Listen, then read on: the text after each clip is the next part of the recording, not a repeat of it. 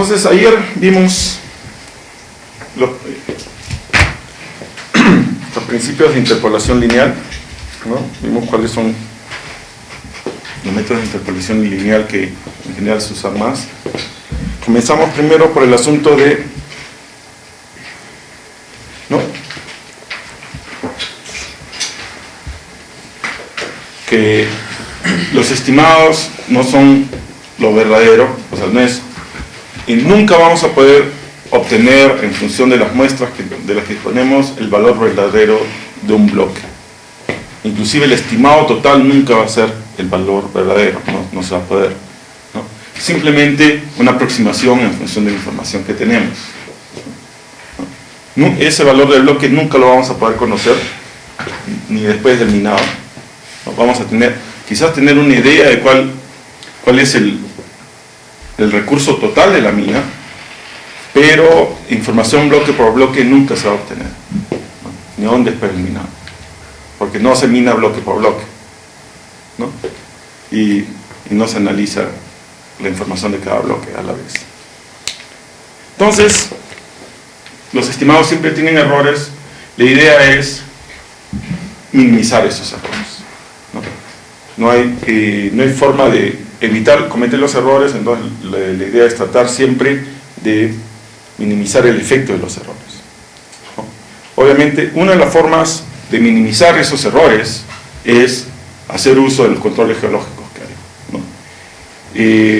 Uno de los problemas de no hacer uso de los controles geológicos es que los errores que cometamos a veces no van a poder ser detectados por alguna de las herramientas que usemos, ¿no? Como les mencioné ayer, si comparamos Ordinary Kriging con NN en dos dominios, o en un dominio en el cual la geología ha sido incorrectamente definida, los valores de NN y Ordinary Kriging van a ser bien parecidos, no nos van a dar el error, porque el error es algo que no va a ser detectado por el método de interpolación, es algo que nosotros debemos imponerlo al modelo. Por eso es que no podemos dejar que simplemente la interpolación se haga cargo, el variograma ya lo va a corregir, el Kriging también, y ya no tenemos por qué preocuparnos, no es así, ¿no?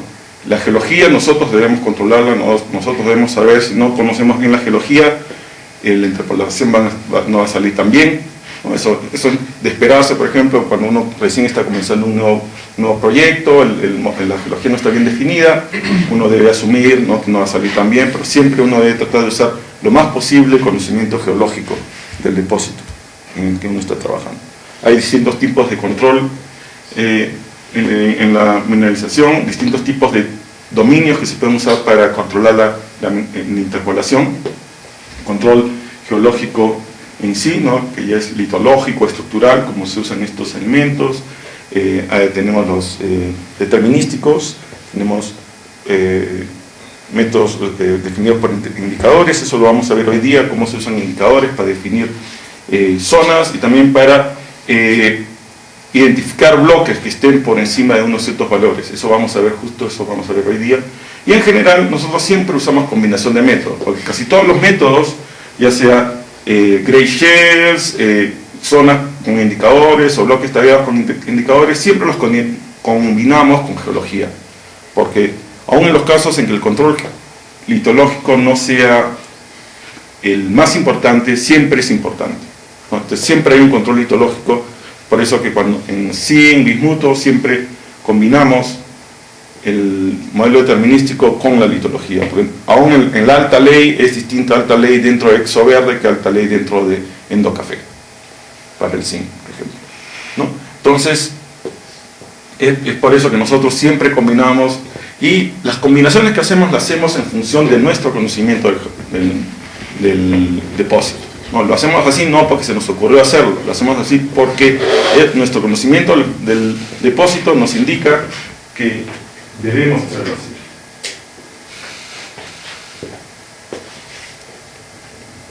Luego vimos lo del cambio de soporte, que es básicamente simplemente el hecho de que la varianza varía en función del soporte. El soporte es el volumen de la muestra que estamos tomando, ¿no? Puede ser compósito, puede ser un bloque.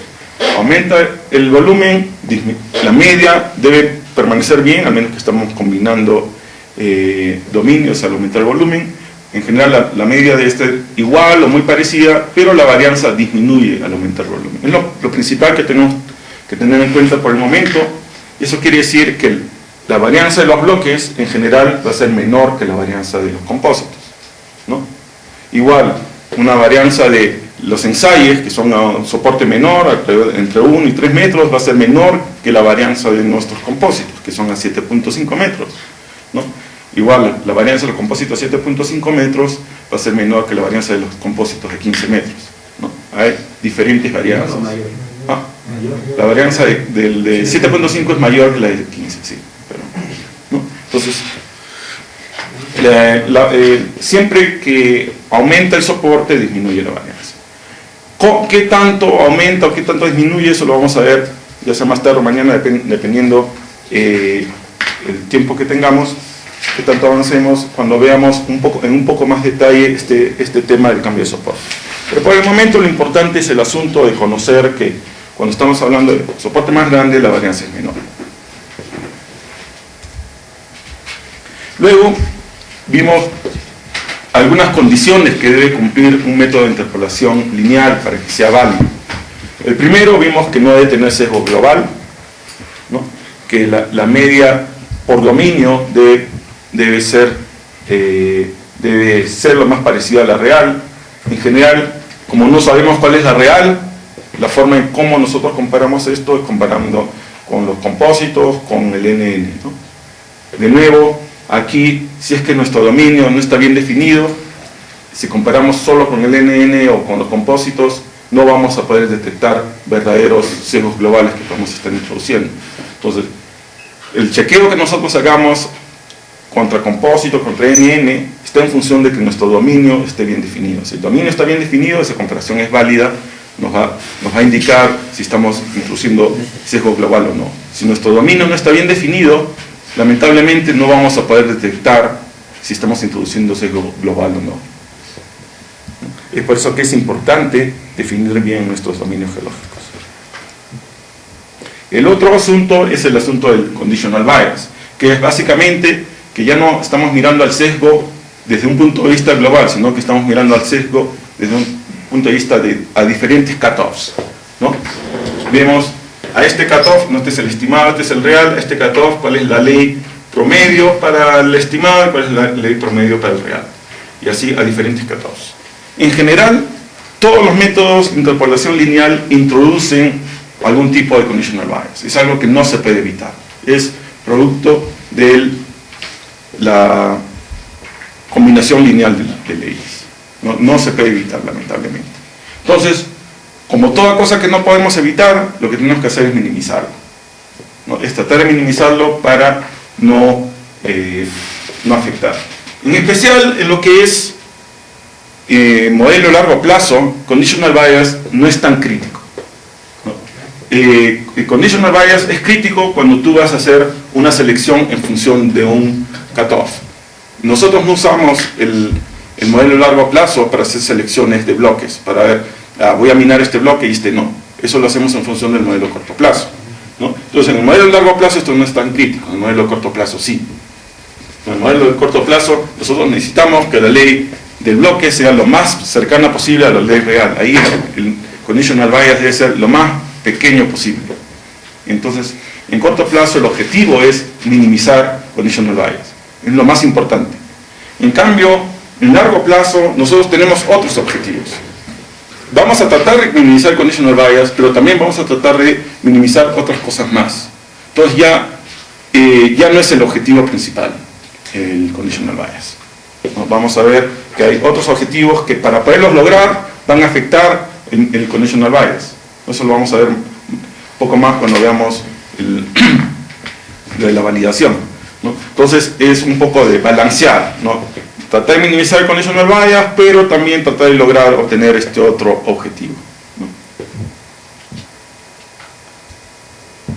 Es lo mismo el conditional bias, que en general lo ideal sería que la pendiente de la línea de correlación entre los, ¿no? Este es uno de los sitios donde vemos la línea de regresión, ¿no? Que es, ¿no? la pendiente de la línea de regresión debería ser igual a 45, ¿no? Que a lo largo de la línea y igual a x o x igual a y entre las leyes reales y las leyes estimadas, ¿no? Pero nunca es así, siempre la pendiente es distinta, ¿no? Entonces la idea es tratar que la pendiente de esta línea sea lo más cercana a 45, ¿no? Ese es el objetivo. Entonces ahí vamos a ver que hay unos métodos que nos permiten estimar la pendiente de esta línea. Entonces vamos a tratar de ver la forma de cómo hacer que la pendiente de la línea sea lo más cercano a 45 grados. Eso en general es más importante, como les digo, para el asunto de Ord control, ¿no? Es menos importante para lo que es los recursos a largo plazo, ¿no? Entonces, es por eso, una de las cosas importantes es que uno no interpola por interpolar, uno interpola con un objetivo. Yo estoy interpolando esto para obtener un modelo, y este modelo lo voy a usar para algo, ¿no? Entonces, yo voy a optimizar este modelo para lo que lo voy a usar, no lo voy a optimizar para cualquier otra cosa. Si no sé para qué voy a usar ese modelo, entonces no voy a saber cómo optimizar, ¿no? Si sé que es para largo plazo, entonces ya sé, yo tengo que tratar de obtener esto es lo mejor, o estas condiciones son las que debo de cumplir. Si es para corto plazo, estas son las condiciones que debe cumplir mi modelo. Y la forma en cómo voy a hacer la interpolación va a ser distinta en ambos casos, ¿no? La forma en cómo voy a seleccionar muestras, cómo voy a dividir mis dominios, todo va a ser distinto, porque va a ser un objetivo distinto, ¿no? Siempre cuando vayan a comenzar un modelo de interpolación, lo primero que deben de preguntarse es: ¿para qué voy a usar este modelo? ¿Qué objetivo va a tener este modelo? Entonces, ¿qué condiciones son las que me van a garantizar que el modelo sea lo mejor para poder cumplir este objetivo, ¿no? Y entonces, hay varias condiciones que puede tener, y en función del objetivo yo voy a cambiar los parámetros. En resumen, como les había dicho ayer, la metodología de estimación debe evitar el sesgo global, minimizar sesgo local, tomar en cuenta el cambio de soporte, y la optimización de estos parámetros, de estas condiciones, va a depender del objetivo del modelo. En general, el objetivo de la estimación es, para cada bloque que tenemos, tratar de obtener el mejor valor en función de las muestras adyacentes, ¿no? Ese es básicamente el objetivo de estimación lineal. Y en interpolación lineal propiamente dicho, ¿no? Perdón, si revisamos un dato, este es el objetivo de todo método de interpolación. Lineal, no lineal. Siempre es obtener el mejor valor en este bloque en función de las muestras adyacentes.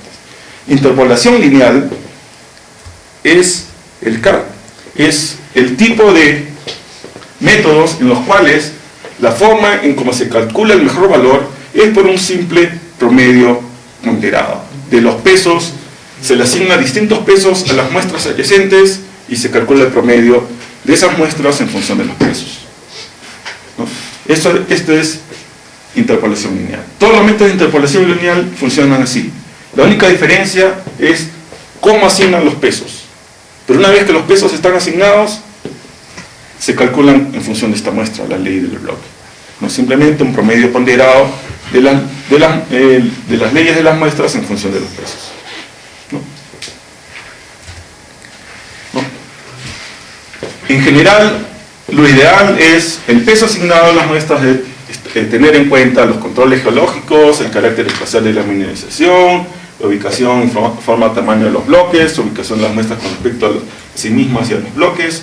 No debe introducir sesgo global y no debe introducir conditional bias.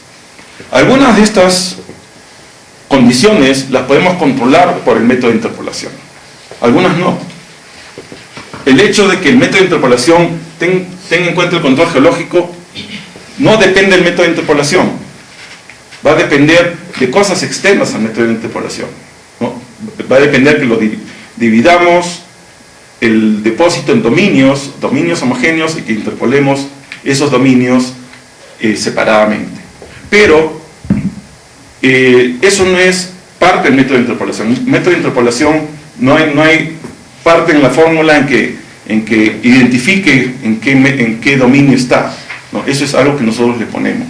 Y eso es algo, como es algo externo, casi todos los métodos de interpolación lo usan, ¿no? NN, inverso a la distancia, Kriging, incluso poligonal, todo eso. Uno puede definir controles geológicos y dentro de los dominios uno ya interpola, ¿no? Pero no es parte en sí del método de interpolación, es algo que uno simplemente está subdividiendo el depósito en zonas homogéneas, ¿no? Entonces, los pesos no van a reflejar el control geológico. Es simplemente que la selección de las muestras va a estar en función del control geológico, ¿no? Pero no es parte en sí del método de interpolación. Igual, el carácter espacial de la mineralización, la continuidad espacial, eso sí se puede ver en función del variograma, ¿no? Ubicación y tamaño de los bloques, eso bueno, va a ser lo mismo para todos los métodos que se usen en el mismo método de bloques, ¿no? Entonces, estas sí se pueden controlar por el método de interpolación. Algunos métodos de interpolación pueden tomar en cuenta algunos de estos parámetros, otros no. Estos son los métodos de interpolación más usados que hemos visto: el poligonal, seccional, el NN, inverso a la distancia, Kriging, ¿no? El poligonal vimos que es simplemente divide en polígonos de influencia, es fácil de hacer, pero en general más que todo lo usan en depósitos en los cuales se ha venido usando y ya está todo definido. No tiene mucho sentido comenzar a usar en un depósito nuevo, ¿no? Ya. Y aparte, en general, aunque te calcula bien la ley global, en general introduce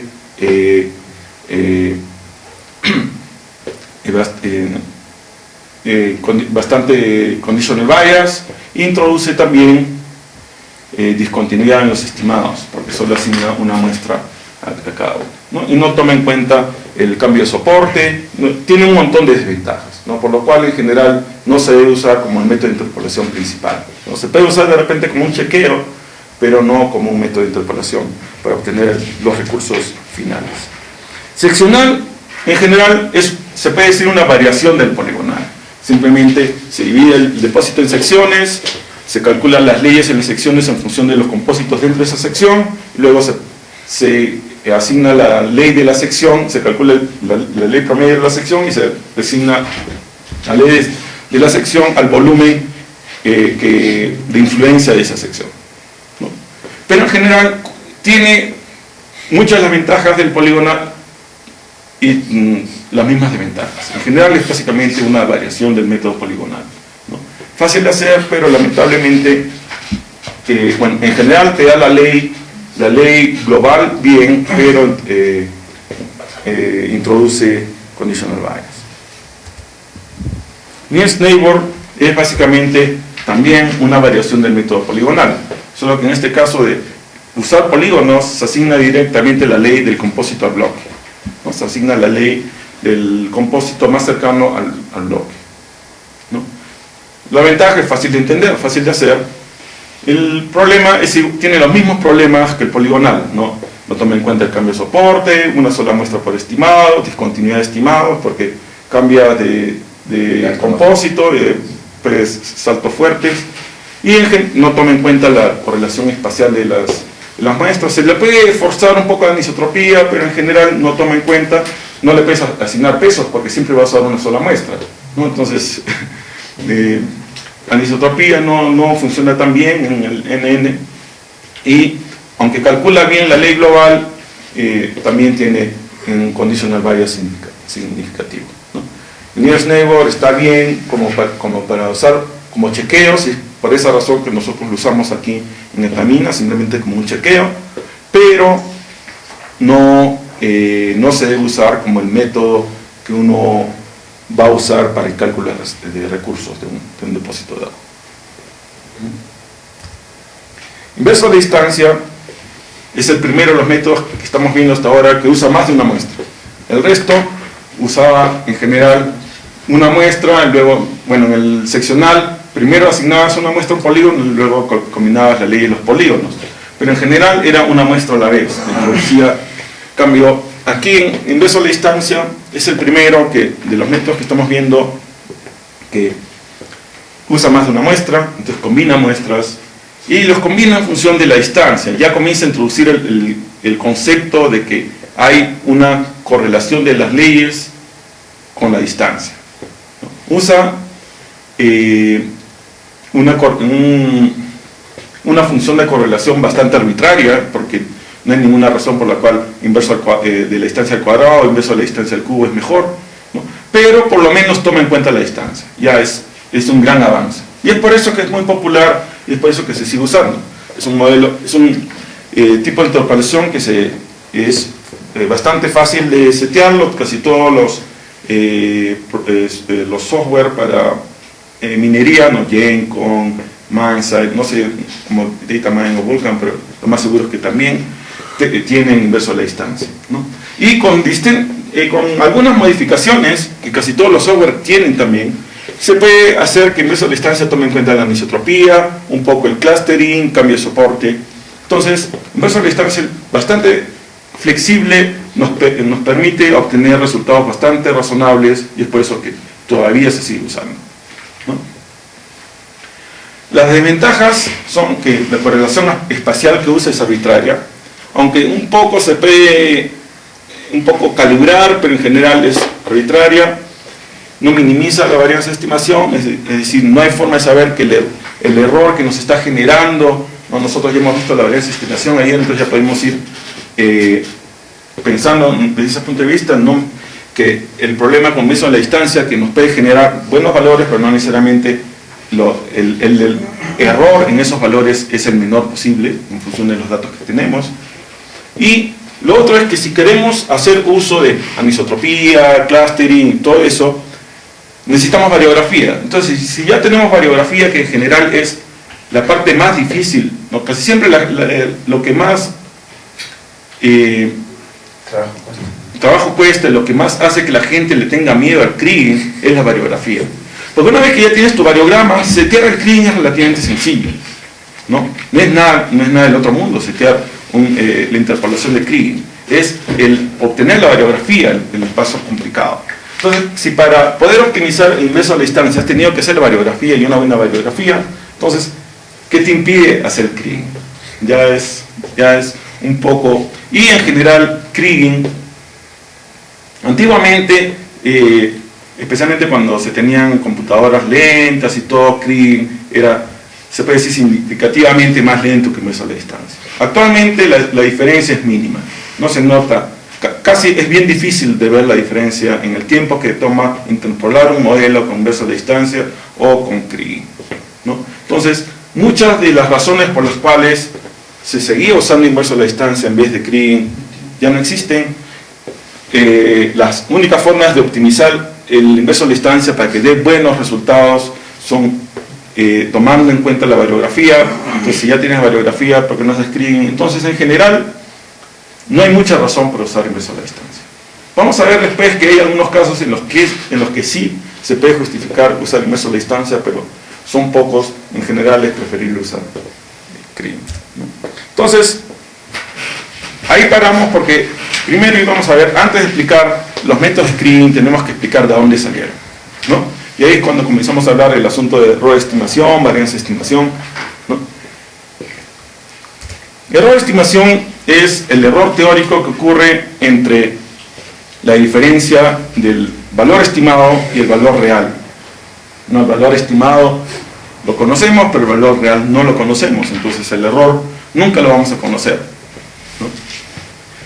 Como esta es una diferencia, como es un valor, a todo valor nosotros le podemos aplicar estadísticas, ¿no? Especialmente cuando tenemos un número grande.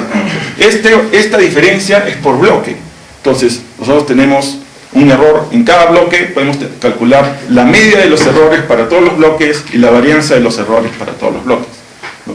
La media de los errores, bueno, generalmente se llama media de errores, no hay problema, pero a la varianza de los errores se le llama de otra forma, se le llama varianza de estimación, que a veces confunde porque a veces uno piensa que es la varianza de los estimados, que es otra cosa, ¿no?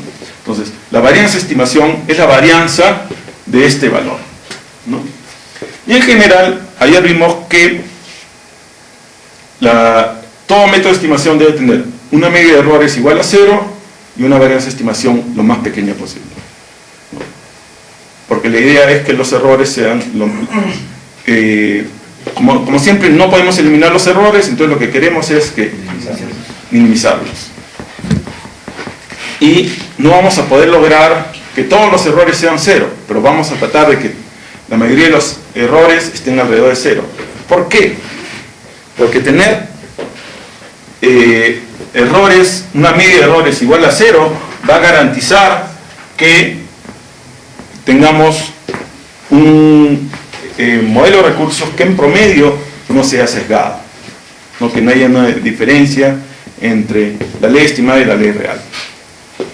De nuevo, estamos hablando de promedios. O sea, la ley de un bloque individual puede tener un sesgo significativo, puede ser mucho más alta o mucho más baja que la ley real de ese bloque, pero en el promedio de todos los bloques no hay sesgo, y eso es lo que nos interesa, ¿no? Hay que tener en cuenta que siempre nunca vamos a poder obtener la ley de un bloque específico, la ley de ese bloque, bien, ¿no? Lo que nos interesa es que la ley de la población de bloques esté bien, que no tenga sesgo. Esa es la idea, sí, ¿no? Hay que tener siempre en cuenta eso. No va a ser imposible poder obtener bloques individuales, la ley de bloques individuales bien. Siempre algunos van a tener diferencias muy grandes. La idea es tratar que las diferencias sean en promedio lo más pequeñas posible, pero algunos van a ser grandes. Nosotros calculamos, hemos visto antes que con los métodos de interpolación lineal calculamos el estimado en función de unos pesos, ¿no? Es una combinación lineal de pesos, lo que se llama normalmente un promedio ponderado. Combinación lineal de algo o promedio ponderado es exactamente lo mismo, es distintas maneras de llamar lo mismo, ¿no? Hay gente, lamentablemente a los matemáticos les vacila inventar nombres complicados para cosas sencillas, ¿no? Entonces, cuando ustedes escuchan el término combinación lineal de algo, es simplemente que están promediando algo. Y, como mencionamos anteriormente, nosotros vamos a tratar de obtener estos pesos de tal forma que nos den dos objetivos. Uno, que el estimado global, el promedio de los errores sea 0, que no obtengamos que no haya un sesgo en los resultados globales. Y que la varianza de estimación, la varianza de los errores, sea lo más pequeño posible. No vamos a lograr que esa varianza sea 0, pero vamos a tratar de minimizarla. Aquí, esto ya vemos ayer, esta es la demostración de por qué obteniendo una suma de pesos igual a 1, eso garantiza que el promedio de nuestros estimados sea igual al promedio real, que es la definición de falta de sesgo, que no hay sesgo. Entonces, una de las condiciones que debe cumplir entonces nuestro método de interpolación es que la suma de pesos debe ser igual a 1. Y esto lo cumplen casi todos los métodos de interpolación. Método de distancia lo cumple, Kriging lo cumple, ordinal Kriging lo cumple, hemos visto también que simple Kriging lo cumple, ¿no? Siempre y cuando tomemos en cuenta el peso de la media también, ¿no? Entonces, todos los métodos de interpolación cumplen esta condición, y lo cumplen por eso, porque el cumplir eso garantiza que en promedio nuestros errores van a ser igual a 0.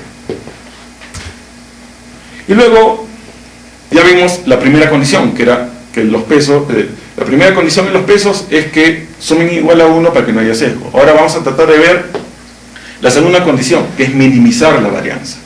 Pero para poderla minimizar, primero tenemos que definir esa varianza de una manera matemática para poder después aplicarle principios de cálculo. Ustedes se acuerdan del cálculo de diferenciación. Si tú diferencias haces que la diferencia, la derivada de algo sea igual a 0, eso minimiza esa función. Entonces, pero para poder minimizar una función tenemos que tener la función primero. Entonces, ese es el objetivo de definir la varianza de estimación en función de esto. Es para obtener una función que después podamos minimizar. No les he mostrado ni les voy a mostrar la definición de esto, ni la definición de cómo minimizando esto sale lo otro, pero la idea es importante que ustedes tengan esa idea. ¿Por qué nos damos el trabajo de poner la varianza de estimación en función de esto? Es para poder obtener una función que podamos después minimizar, ¿no? Entonces, se puede demostrar que en general una varianza de estimación dada cualquiera, independientemente del método de interpolación que usemos, va a ser igual a 2 veces el variograma promedio entre las muestras y el bloque, menos el variograma promedio entre el bloque y sí mismo, y el variograma promedio entre las muestras, ¿no? Esa es la fórmula que vimos ayer, ¿no? Entonces, esto nos dice que en general el variograma aumenta con la distancia, ¿no? Es una función directa a la distancia, eso ya lo hemos visto. A mayor distancia, mayor variograma, hasta un cierto punto, ¿no? Después de una cierta distancia ya no aumenta más, pero en general, a mayor distancia el variograma aumenta más. Entonces, este factor va a aumentar en función de la distancia de las muestras al bloque, ¿no? Entonces, el principal valor de la varianza de estimación va a ser en función de la distancia de nuestras muestras al bloque, ¿no? Mientras menor sea la distancia, vamos a obtener un mejor valor. Mientras mayor es la distancia, el error en la estimación va a ser mayor. Es lógico, ¿no? Es algo que ustedes esperan, ¿no? Solo no pasaría eso si estuviéramos en una distribución completamente aleatoria, un efecto de pepita puro, ¿no? En el cual los valores son independientes de las distancias. Ahí sí la distancia no entraría para nada en la forma. Pero en la mayoría de los casos, el variograma, nuestras leyes, ¿no? Nosotros intuitivamente sabemos que si tenemos muestras cercanas al bloque, la ley de ese bloque va a estar mejor estimada. Si las muestras están lejos del bloque, las leyes van a estar peor estimadas. Y eso se ve reflejado en este término de evaluación, ¿no? Entonces vemos que este término refleja cosas que nosotros intuitivamente conocíamos. Luego, este término refleja el tamaño del bloque, ¿no? El variograma es más grande mientras más grande sea el bloque. Entonces el variograma promedio va a ser más grande mientras sea más grande el bloque. Como tiene signo negativo, esto implica que la varianza de estimación va a ser menor mientras más grande sea el bloque. Y eso es lógico, ¿no? Es más fácil estimar un bloque grande, ¿no? Por ejemplo, es más fácil, menos error hay en estimar la ley de todo el depósito que la ley de bloques individuales, ¿no? Tiene sentido, ¿no? Va a haber menos variabilidad en la ley global de todo el depósito que en la ley de cada bloque, ¿no? Mientras más grande ese bloque, más fácil de estimar la ley, ¿no? Y eso nos indica este parámetro. De nuevo, es algo que intuitivamente nosotros entendemos. Y el tercer parámetro es quizás un poco menos intuitivo, pero igual una vez que ya lo entendemos, tiene sentido. Es que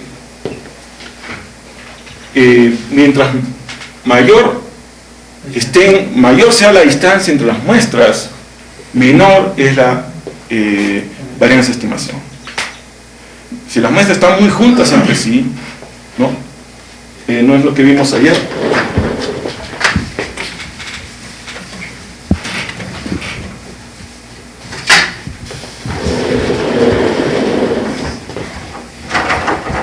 Entonces tenemos un bloque acá y tenemos solo 2 muestras acá. El error que vamos a cometer en estimar la ley de este bloque va a ser distinta que si eliminamos esta muestra de acá y la ponemos acá, ¿no?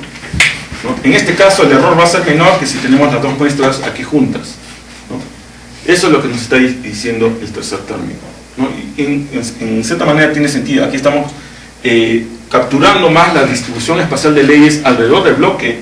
En cambio aquí, si tenemos estas 2 muestras juntas, prácticamente son redundantes en cierta manera. Están capturando información muy similar entre sí, ¿no? En cambio, con 2 muestras muy separadas, estamos capturando cómo varía más la información a lo largo de esta área.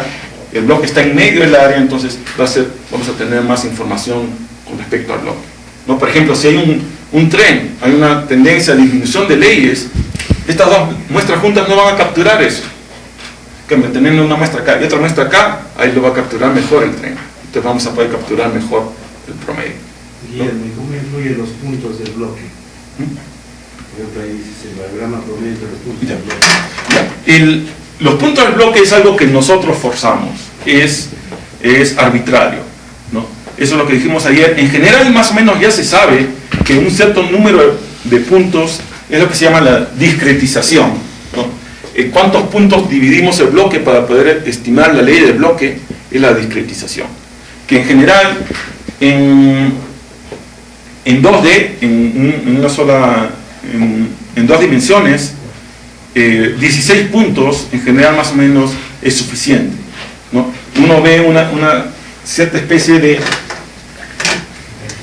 variación, ¿no? Si uno se diera el trabajo de calcular, ¿no?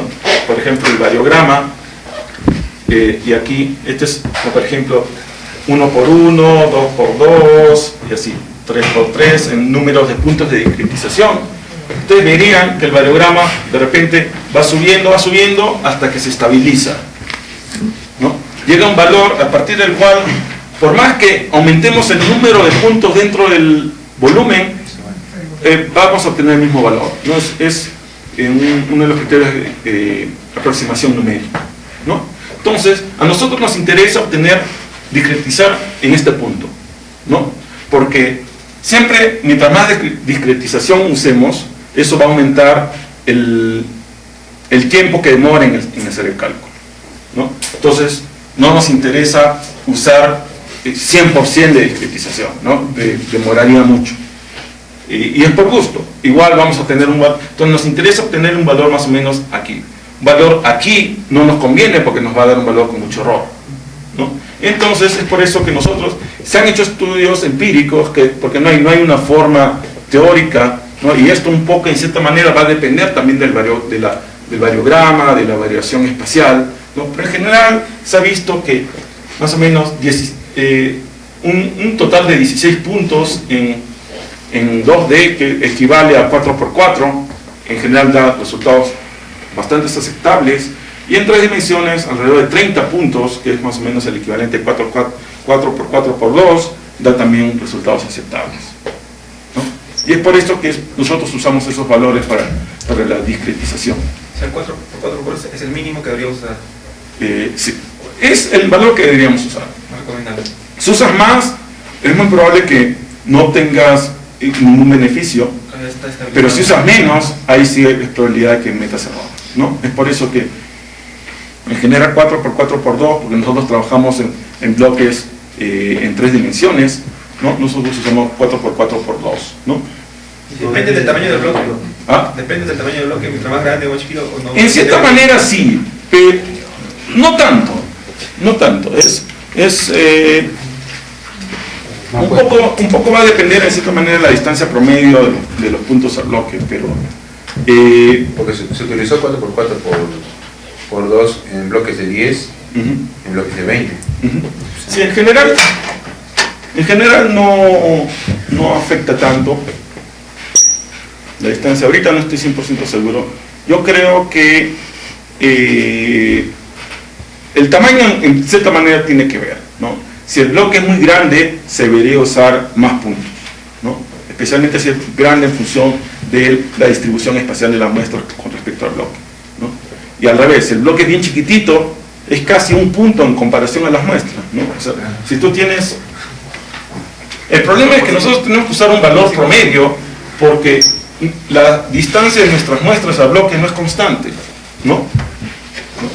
Si tenemos nuestro bloque aquí y nuestras muestras acá, probablemente no necesitemos discretizar mucho porque la distancia de nuestras muestras al bloque, pequeñas variaciones aquí son ínfimas en comparación a la distancia total, ¿no?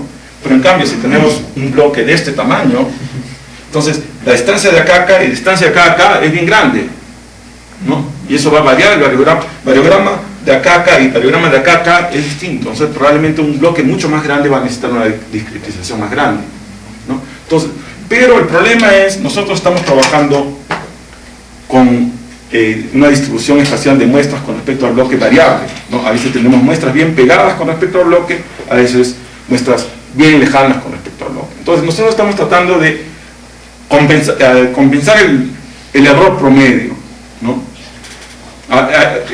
especialmente en zonas donde las muestras están bien cercanas al bloque, probablemente 4x4x2 sea demasiado, ¿no? Pero no le hace. Y probablemente en las muestras que están más lejanas, 4x4x2 sean, no, al revés, cuando las muestras están bien lejanas, 4x2 sea demasiado. Cuando las muestras están bien cerca, 4x4x2 de repente es muy poco. Pero en promedio es lo mejor, ¿no? Siempre estamos tratando de obtener promedio. Si tuviéramos una distribución espacial homogénea de muestras, ahí quizás podríamos optimizar mejor, ¿no? Pero el problema es precisamente eso, ¿no? Nuestras muestras no están homogéneamente dispersas en el espacio, ¿no? La distancia de las muestras a los bloques varía, en algunos casos más cerca, en otros casos más lejos, entonces tenemos que un poco tratar de obtener un valor promedio, ¿no? Un valor optimizado para el bloque. En especial, como estamos trabajando con bloques más pequeños, esto es un poco menos problema, ¿no? Mientras más pequeño el bloque es, ¿no? Volvemos a este caso original, ¿no? Que la distancia de las muestras a los distintos puntos del bloque varía menos, entonces el efecto de la discretización es menor, ¿no? Cuando el bloque es más grande, ahí es más importante. Una de las cosas que quería probar, está claro el concepto del variograma promedio, ¿no? Es básicamente se calcula el variograma entre por decir en este caso que es el variograma promedio entre una muestra y el bloque. Se calcula el variograma entre la muestra y cada uno de los puntos en que se ha discretizado el bloque, ¿no? Se calcula, ¿no? Ya tenemos un modelo de variograma, entonces simplemente en función de la distancia y la dirección se calcula un valor del variograma, se almacena, se calcula este valor, se almacena, en este caso son 9 puntos, se calculan esos 9 valores y se le saca el promedio, ¿no? Que es entre un noveno, y ese valor es el variograma promedio. Cuando es el variograma del bloque entre sí, es simplemente se calcula de los 9 puntos a los otros 9, de cada uno de los puntos a los otros 9 y así sucesivamente. En este caso serían 81 veces, ¿no? Entonces, así es, esa es la fórmula del cálculo de variograma. Entonces, lo importante de esta fórmula es que es genérica, se aplica en cualquier caso, no para cualquier método de interpolación, no asume ningún método de interpolación dado, ¿no? Es algo intuitivo, no es algo, ya vuelvo a repetir, la varianza de estimación es directamente proporcional a la distancia de las muestras al bloque, es inversamente proporcional al tamaño de los bloques, inversamente proporcional a la distancia de las muestras entre sí, que es algo que es intuitivo para nosotros, ¿no? Y depende únicamente del modelo de variograma. Entonces aquí volvemos a entrar, ¿no? Si el modelo de variograma está bien calculado, esto nos va a dar un buen estimado de la varianza de estimación. Si el variograma está mal calculado porque no tuvimos en cuenta bien la geología, o porque no lo modelamos bien, o nuestros datos no son lo suficientemente buenos para modelar, entonces la varianza de estimación que obtengamos no va a ser tan buena, ¿no? O sea, va a haber un error en la varianza de error, ¿no? O sea, la varianza de error no siempre va a estar bien estimada, ¿no? Como no siempre va a estar bien estimada, entonces, como Kriging minimiza la varianza de error, Kriging no va a estar bien estimado. ¿Entienden? Entonces, esa es la importancia de tener un buen modelo de variograma y un buen modelo geológico, ¿no? Si nosotros no hemos calculado bien el modelo de variograma, vamos a calcular mal la varianza de estimación y eso va a tener una influencia final en los pesos de Kriging. Luego vimos que la varianza de estimación, en vez de la fórmula genérica, se puede representar también en función de los pesos. En este caso, lambdas, estas letras lambda son los pesos, ¿no? Ahí me olvidé de cambiar la nomenclatura para que esté consistente, ¿no? Son los pesos, ¿no? Pero básicamente es la misma fórmula, solo que definida ahora en función de pesos. La ventaja de esto es que esta fórmula la podemos usar directamente, tenemos los pesos que ha asignado el método de interpolación que queramos a nuestras muestras, y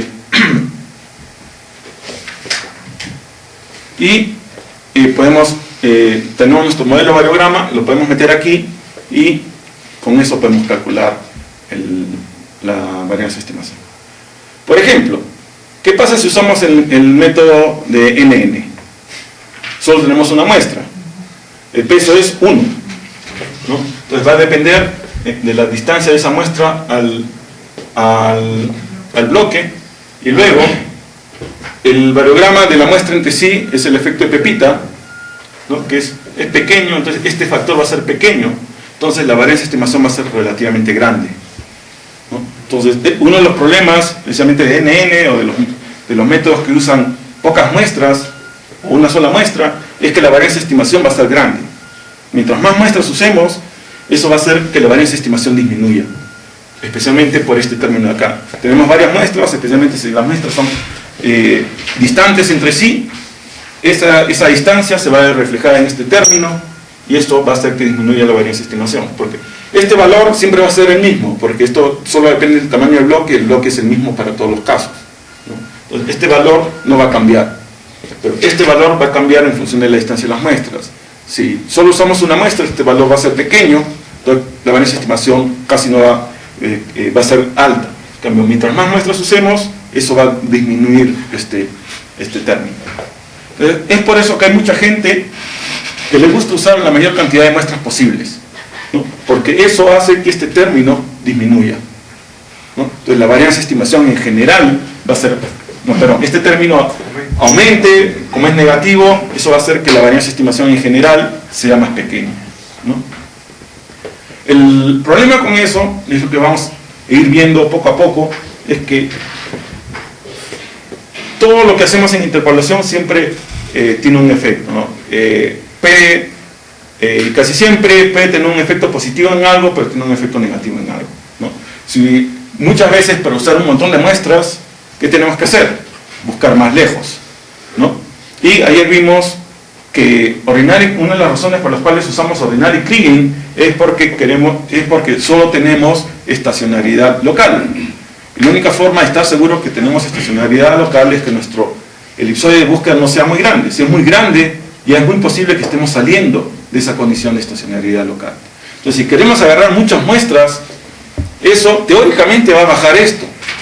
Pero el problema es que ya nos estamos saliendo de la condición. La fórmula no va a ver eso. La fórmula no esa es una de las cosas que hay que entender. Lamentablemente, esta fórmula asume que hay estacionalidad, pero no la ve. No hay nada en esta fórmula que te diga un término, un factor por la estacionalidad. No hay, ¿no? Si nos salimos de estacionalidad, porque usamos un montón de muestras, teóricamente estamos disminuyendo la varianza de estimación.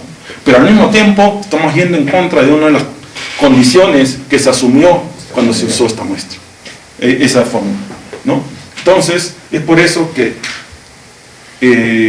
tratar de buscar muestras demasiado lejos, porque simplemente para bajar la varianza de estimación no es necesariamente bueno, ¿no? Todo tiene lo bueno y lo malo, ¿no? Y siempre tenemos que estar conscientes de qué puede pasar cuando hacemos algo, ¿no? Es por eso que es importante saberlo. En ese caso, es por eso que nosotros generalmente limitamos el número de muestras que usamos a un máximo. Si no le ponemos ya que use hasta 100 muestras, ¿no? Ya para poder bajar esto. Y también usaríamos un elipsoide de búsqueda de 500 por 500, ¿no? Pero no, precisamente nosotros sabemos que en nuestro depósito, incluso dentro de un dominio dado, no hay una estacionalidad pura, hay solo estacionalidad local. Entonces tratamos en lo posible de usar las muestras más cercanas al bloque. Por eso que usamos 3 pasos. El primer paso con un elipsoide bien chiquito. Si tenemos un montón de muestras cerca, o el número suficiente de muestras cerca al bloque, usamos esas muestras, ¿no? A ver, lo que dices, ¿qué pasa si tú te vas más allá de la estacionalidad? O sea, ¿cómo ves tu curva? ¿O cómo más que muteado? Bueno, no, es que lamentablemente no siempre es posible ver el efecto, pero ahí entra el criterio geológico, ¿no? Tú debes saber qué tanto, yo conozco este dominio, qué tanto yo me puedo ir, hasta qué distancia me puedo ir y todavía estoy dentro de una zona más o menos homogénea, ¿no? Me puedo ir 10 metros, 100 metros, 1000 metros, eso va a depender del dominio, pero ahí es donde entra el criterio geológico. Es por eso que todo el tiempo les estoy dando énfasis, el criterio geológico es importante, ¿no? Porque eso es lo que va a condicionar qué tan bueno va a salir el modelo. Porque lamentablemente si comienzan a usar muestras que están fuera de su dominio de estacionariedad local, es muy difícil de identificar que ustedes están haciendo eso. Es muy difícil. Quizás se vea un poco en el efecto del smoothing, esas cosas, pero a veces no necesariamente se va a detectar. Ese es el problema. Muchos de los errores que se cometen al no tomar en cuenta la geología a veces no son fácilmente detectables. Solo se va a detectar cuando vayan a hacer el minado y vean que no están obteniendo las leyes que deberían tener, ¿no? Es simplemente porque no usaron el modelo geológico correcto, ¿no? Pero ustedes hicieron de repente toda la validación y la validación salió buena, ¿no? Es porque lamentablemente la mayoría de los métodos de validación que usamos asumen que el modelo geológico está bien. No hay forma de chequear independientemente del modelo geológico, usando validación, o usando kriging o algo por el estilo, ¿no? El modelo geológico se debe chequear usando criterios geológicos, ¿no? Por eso, si el modelo geológico está mal, es difícil. ¿El rango de búsqueda no está limitado en algo por la variografía, por el rango de la variografía? El problema es que tú no calculas la variografía en función de la... ¿cómo se llama? En cierta manera sí, pero la variografía te calcula el rango de búsqueda de todo tu dominio, porque generalmente tú solo usas un dominio para poder obtener suficientes muestras, ¿no? Para la variografía. Mientras más muestras, el problema es que te va a calcular un rango de búsqueda más o menos un promedio para todo el dominio, ¿no? Que no necesariamente, y no necesariamente siempre va a salir exactamente como debe ser, ¿no? Entonces es un poco el criterio que tú debes de ver, ¿no? A veces sí, ¿no? Entonces a veces, por eso es que muchas veces se trata de limitar el rango de búsqueda máximo, el elipsoide de búsqueda al alcance del variograma, ¿no? Pero a veces no necesariamente tiene que ser así, ¿no? Pero especialmente si el rango de búsqueda es más o menos, porque tú puedes tener dentro de un dominio estacionario rangos de búsquedas o alcances de variograma menores que el tamaño del dominio. Eso no quiere decir que dentro de ese dominio estacionario solo debas ver hasta el rango de variograma, ¿no? Entonces, no necesariamente el rango de variograma se va a correlacionar exactamente con ese principio. Todo va a depender cómo es la tendencia, que no necesariamente, recuerden, el variograma no calcula bien o no captura bien los parámetros de los trends, ¿no? Los trends al revés no lo rayan al variograma. El variograma asume que estás en un dominio estacionario. Entonces, es por eso que más o menos tú debes usar tu criterio geológico para ver qué tan lejos me puedo ir en cada dirección y definir tu elipsoide de búsqueda en función de eso. ¿Ese criterio geológico está en función a la matriz SFH que No, el SFH más que todo simplemente para ver si debes de usar muestras de dominios adyacentes pero es más que todo en las zonas cercanas al contacto. Aquí estamos hablando dentro de todo el dominio.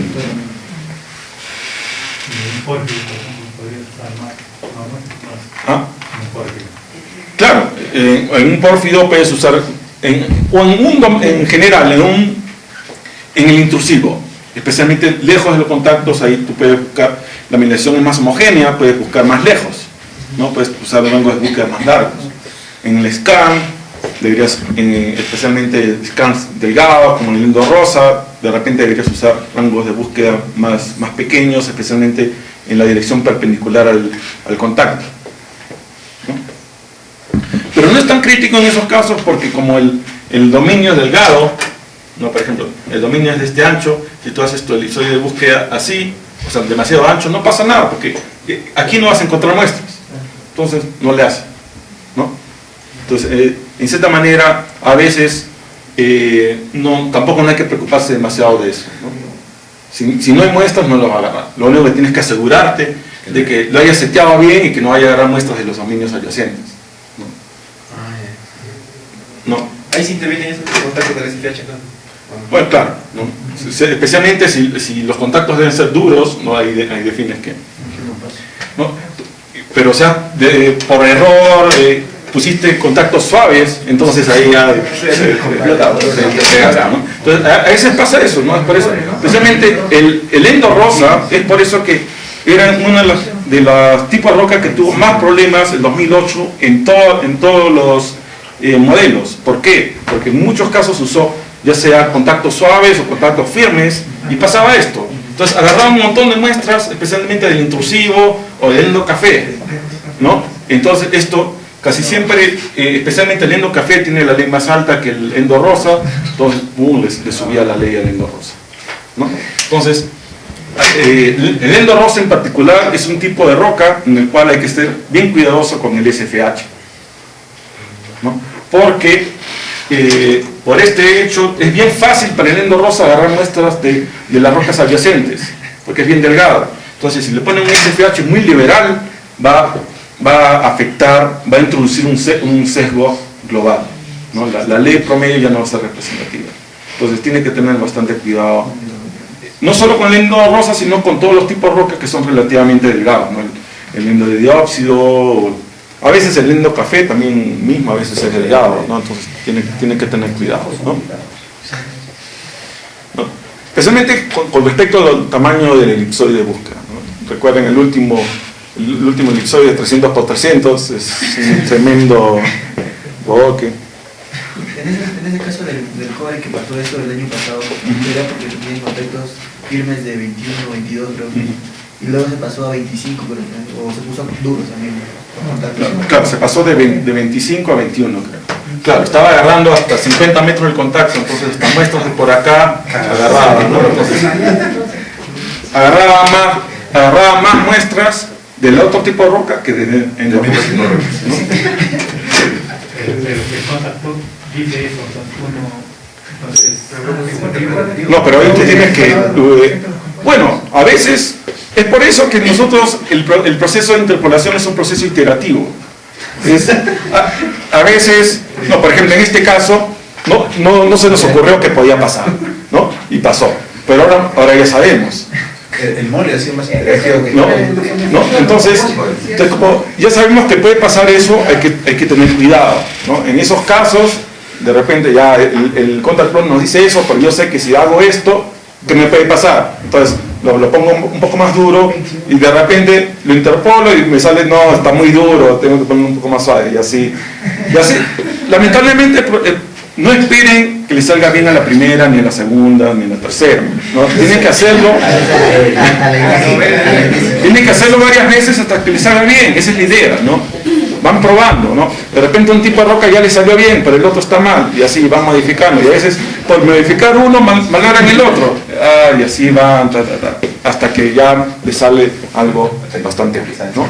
Pero el proceso de interpolación es iterativo, es por eso que se le da un tiempo relativamente largo al proceso, y en general, la mayoría, buena cantidad del proceso es en la validación, porque la validación incluye también volver a correr el modelo, ¿no?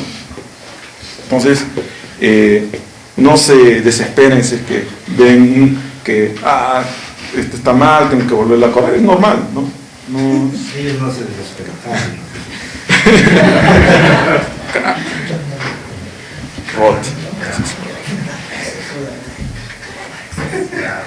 Luego, Kriging, lo que hace Kriging básicamente es agarra esa fórmula que hemos visto anteriormente, esta fórmula de acá, y le aplica la diferencia y haya la derivada de esta fórmula que sea igual a 0. Calcula y se ha demostrado, ya no necesitan ustedes demostrarlo, que esta ecuación, si se cumplen estas condiciones, esa derivada es igual a 0 y se minimiza la varianza de estimación, ¿no? Entonces, con esta fórmula en la cual la sumatoria de los pesos por el variograma promedio de BI por BJ más mu es igual al variograma promedio de la muestra versus el bloque.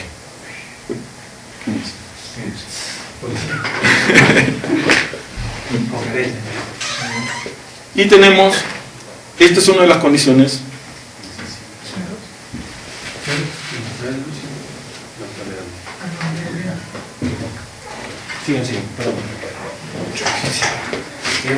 Y recuerden, esta es solo una de las condiciones. La otra condición es que la sumatoria de pesos es igual a 1. Entonces, como tenemos estas condiciones, tenemos que añadir una variable más para poder tener el número igual de variables con el número de ecuaciones. Una vez que se tiene eso, ya es un problema típico de álgebra, que es solución de ecuaciones, de n ecuaciones con n variables. Es algo sencillo, ¿no? Hay software que se ha inventado hace más de 100 años que puede hacer eso. O algoritmos que te permiten hacer eso. 100 años. Claro. No tiene 30 años la computadora. No, más de 50. ¿No? Eso no se cuenta. No, pero ahí hacían este tipo de cosas, era el vacilón. Estadísticas, cálculos matemáticos. Para eso inventaron las primeras computadoras. Una máquina grande, ¿No? Entonces,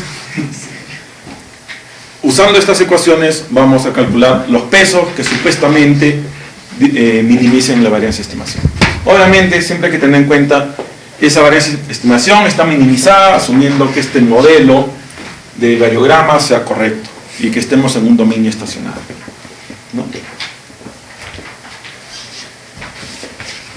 Entonces, anteriormente habíamos definido una varianza de estimación genérica, ahora podemos definir la varianza de estimación de Kriging. O sea, si se cumplen esas condiciones, nosotros podemos obtener la varianza calculada de esta manera. Entonces, una varianza de estimación calculada de esta manera es la varianza que está minimizada en función de esos pesos y en función del modelo de variograma, ¿no? Y esa es la varianza de estimación que se conoce como la varianza de Kriging, ¿no? Vuelvo a enfatizar que la varianza de Kriging o la varianza de estimación es la varianza de errores, no es la varianza de los bloques, no es la varianza de errores.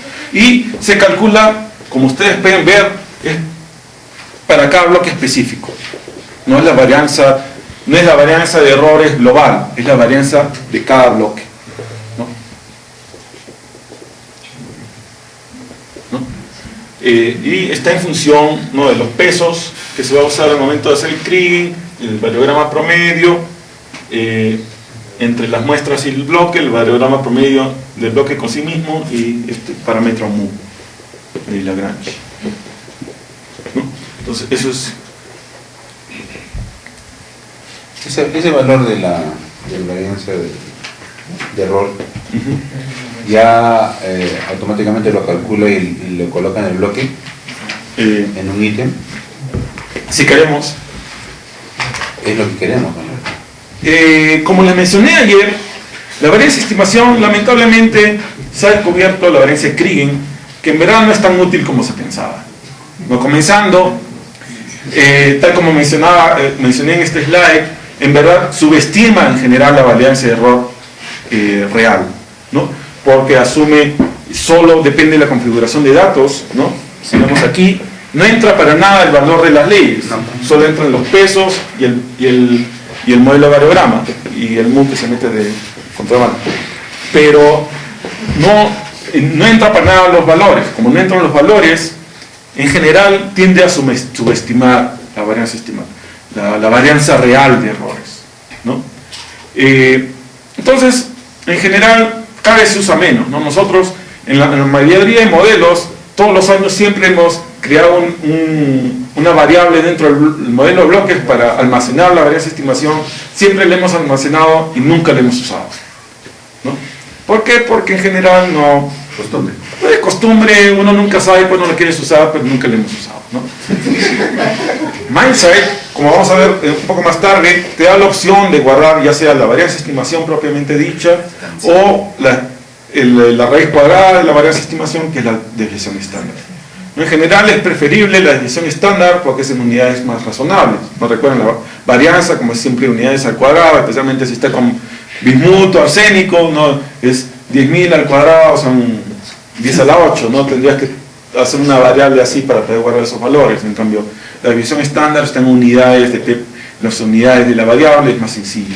No simplemente lo pones con las mismas unidades de tu variable, ¿no?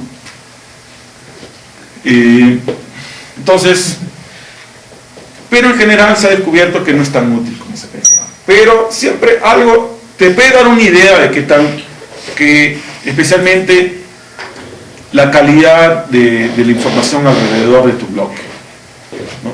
Si la varianza de estimación es muy alta, indica que de repente las muestras están muy lejos del bloque o has usado muy pocas muestras, ¿no? O sea, no te va a indicar directamente por qué ese bloque tiene una varianza de estimación alta, pero por lo menos te va a indicar que tiene una varianza de estimación alta. Entonces, de repente sería bueno que ustedes simplemente después de hacer clean le den una chequeada a la varianza de estimación o a la división estándar y vean, ¿no?, qué distribución tiene en el espacio para ver qué les muestro, ¿no?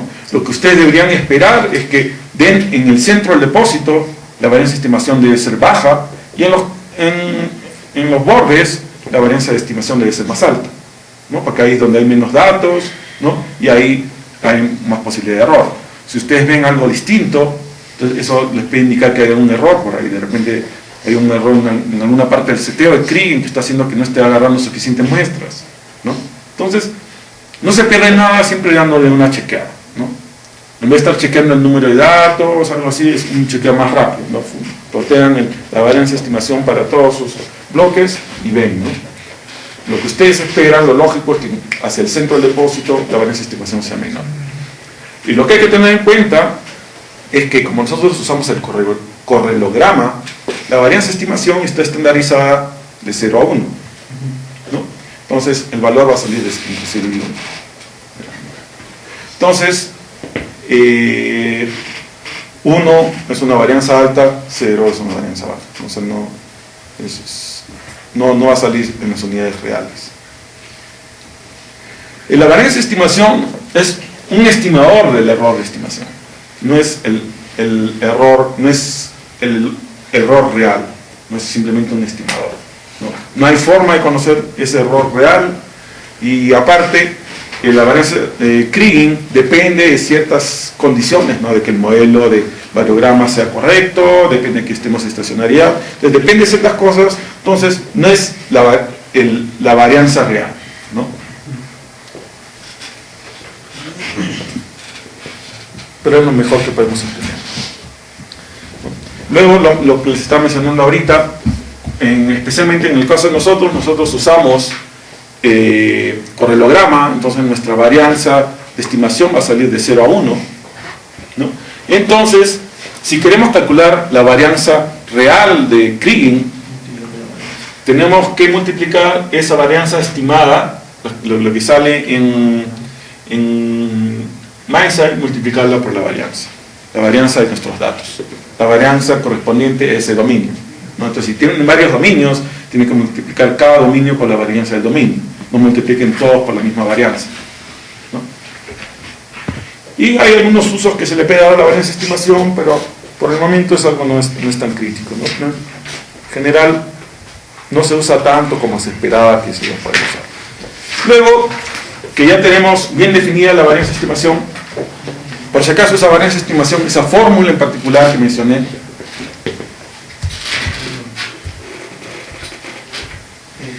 aquí sale, he puesto OK para dejar en claro que esta es la varianza de estimación de Ordinary Kriging, ¿no? La varianza de estimación de Simple Kriging es parecida, pero no es igual, ¿ya?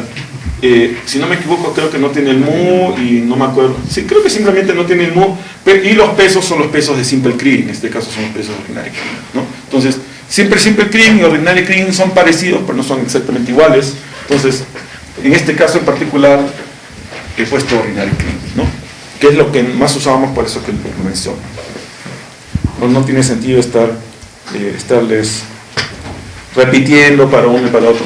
Ahorita en este caso en particular voy a estar, ayer les mencioné Simple Kriging, Ordinary Kriging por separado para poder entender cuáles son las diferencias entre los mismos, ¿no?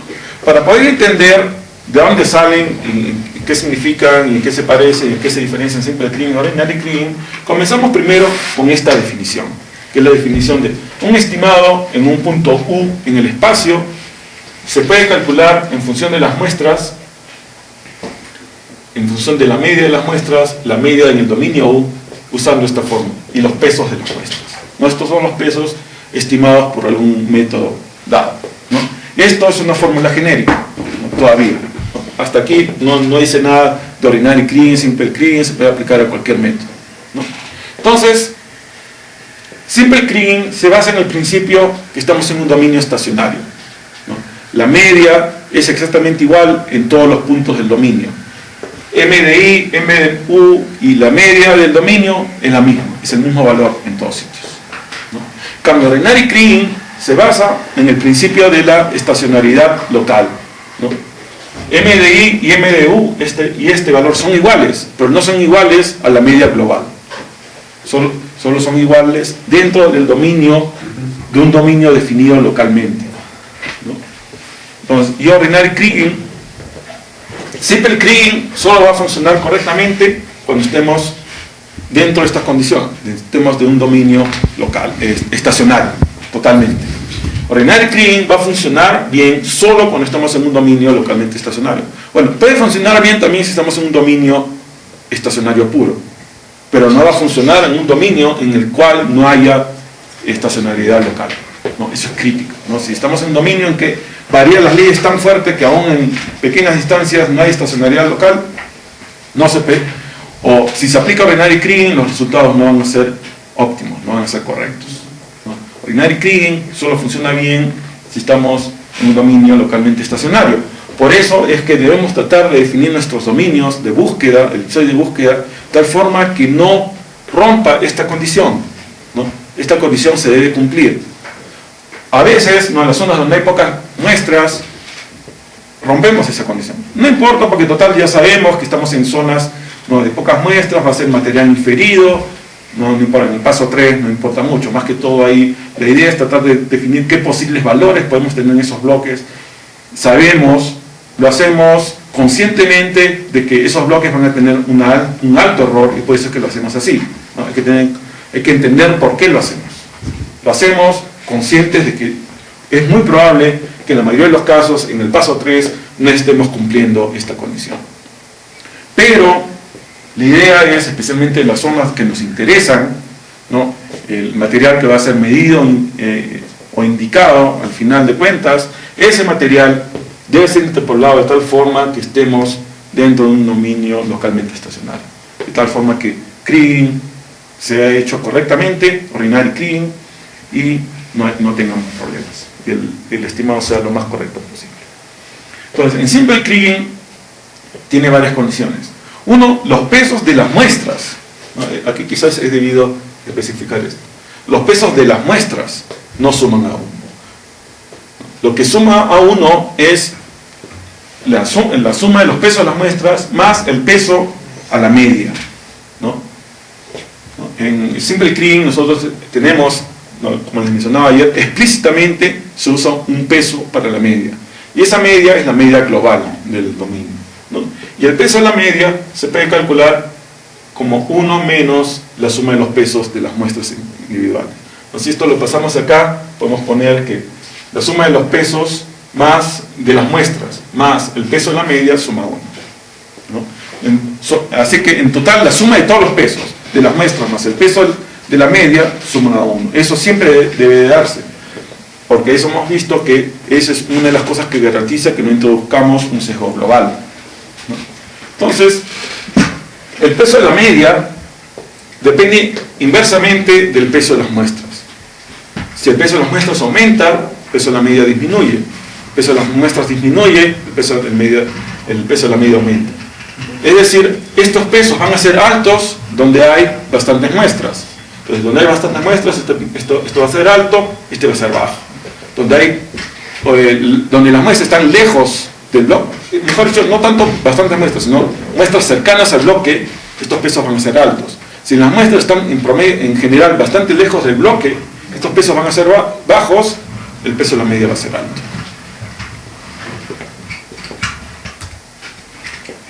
Entonces, para simple kriging vimos que MI y MU son iguales a M, entonces podemos separar dos términos y vemos que el estimado es igual a la sumatoria de los pesos de las muestras por el valor de las muestras más el peso de la media de simple kriging por la media, ¿no? Entonces, en los sitios donde estos pesos son bajos, el valor estimado por simple kriging va a tender al valor de la media. En cambio, cuando estos pesos son altos, el valor obtenido por simple kriging va a estar controlado por los valores de las muestras, ¿no? Ese es en parte el atractivo de simple kriging, ¿no? O sea, automáticamente, si está muy lejos tu bloque está muy lejos de las muestras, va a tender a la media. Si está cerca de las muestras, va a usar los valores de las muestras, ¿no? O sea, no tienes que estarte preocupando de si estoy cerca, que use las muestras, si estoy lejos, que use la media. No, simple kriging toma eso en cuenta automáticamente, ¿no? Ese es el atractivo de simple kriging. En cambio, ordinary kriging asume que MI y MU son iguales, pero son distintos de M. En este caso no interesa mucho, ¿no?, que sean distintos de M. Pero lo importante es que estos dos valores son iguales, igual los podemos sacar, ¿no? Pero en este caso, al sacarlos acá, 1 menos la sumatoria de pesos, nosotros hemos visto que la sumatoria de pesos es 1, 1 menos 1 es 0. Entonces el valor en la media se va y nos quedamos con que el valor en ordinary kriging es calculado simplemente, esta es la forma en cómo es calculado, propiamente dicho. Es simplemente calcula los pesos y luego multiplica el promedio ponderado de las muestras por los pesos y punto, ¿no? Entonces es ligeramente distinto. O sea, siempre toma en cuenta los valores de las muestras. No entra para nada el valor de la media global, ¿no? Siempre entra solo el valor de las muestras, ¿no? Que es más o menos lo que la mayoría de la gente espera, ¿no? Esto de que lo de simple kriging, que usa el valor de la media global, un poco que raya a la gente porque está usando la media global, yo solo quiero que use mis muestras, ¿no? Entonces, ordinary kriging es un poco más lo que, esto es lo que le gusta a la gente, ¿no? El valor, solo usa el valor de las muestras. Y como les mencioné ayer, ordinary kriging también usa el valor, aunque aquí lo hemos eliminado, este valor MU, en verdad lo usa, pero lo usa un poco de pasadita. Nosotros podemos visualizar ordinary kriging como si fuera algo calculado en 2 pasos. En verdad no lo hace así, pero esto es simplemente una visualización que nos ayuda a entender qué está pasando. Y nos ayuda a entender cuál es la similitud entre ordinary kriging y simple kriging. En verdad, ordinary kriging es como si primero calculara, usando las muestras que hemos seleccionado, una media. Y esa media, supuestamente, hemos dicho que la media de las muestras es igual a la media del dominio local, ¿no? Entonces, calcula esa media de kriging y luego aplica simple kriging usando esa media local, ¿no? Entonces, el valor de simple kriging es igual a esto. Entonces la diferencia entre simple kriging y ordinary kriging es en el valor de la media que usa, ¿no?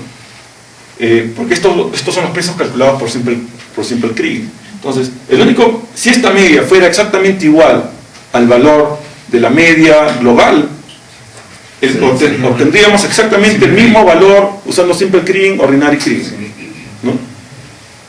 O si este peso es tan pequeño que el valor de este valor es irrelevante, entonces vamos a obtener valores muy parecidos entre simple kriging y ordinary kriging. Y eso es lo que vemos en las zonas con bastante datos, donde los datos están muy cercanos al bloque, este peso va a ser mínimo, entonces el valor que obtengamos entre simple kriging y ordinary kriging va a ser bien parecido, ¿no? Pero cuando ya nos comenzamos a alejar de las muestras, este peso va a comenzar a aumentar. Entonces la diferencia entre ordinary kriging y simple kriging va a aumentar. Porque es la diferencia entre, la mayoría de casos, esta media va a ser distinta a la media global. Es la razón por la cual usamos ordinary kriging. Si fuera igual, usaríamos simple kriging, ¿no? Nosotros usamos ordinary kriging porque esta media, en la mayoría de casos, siempre va a ser distinta, ¿no? Y especialmente cuando nos alejamos de los datos, cuando este peso es relativamente grande, la diferencia entre ordinary kriging y simple kriging es significativa. Eso está reflejado aquí, ¿no? El valor obtenido por ordinary kriging es igual al valor obtenido por simple kriging más el peso de la media de simple kriging multiplicado por la diferencia entre la media de ordinary kriging y la media de simple kriging, ¿no? Si estos dos valores fueran iguales, estos dos valores son iguales porque esto se elimina, ¿no? Si este valor es pequeño, estos dos valores son casi iguales. Si este valor es grande, como este valor siempre va a ser distinto, como estos valores siempre van a ser distintos, siempre va a ser distinto de 0 en la mayoría de casos. Si este valor es grande, la diferencia entre estos dos va a ser grande, ¿no? Eso es lo más importante, ¿no?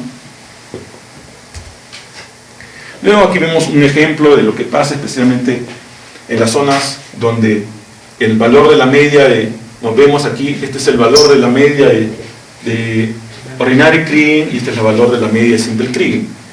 Vemos que especialmente en las zonas donde el valor de los dos son parecidos, el valor, este es el valor interpolado por ordinary kriging, interpolado con simple kriging. Vemos que en esta zona los valores son iguales. Y en esta zona que es más distinto, los valores se escapan. Como aquí hay poco control de datos, no hay datos, en esta zona los pesos de simple kriging son relativamente, o los pesos de la media son relativamente altos en ambos casos. Entonces, en ordinary kriging, el valor va a tender a la media de ordinary kriging, en simple kriging el valor va a tender a la media de simple kriging, ¿no?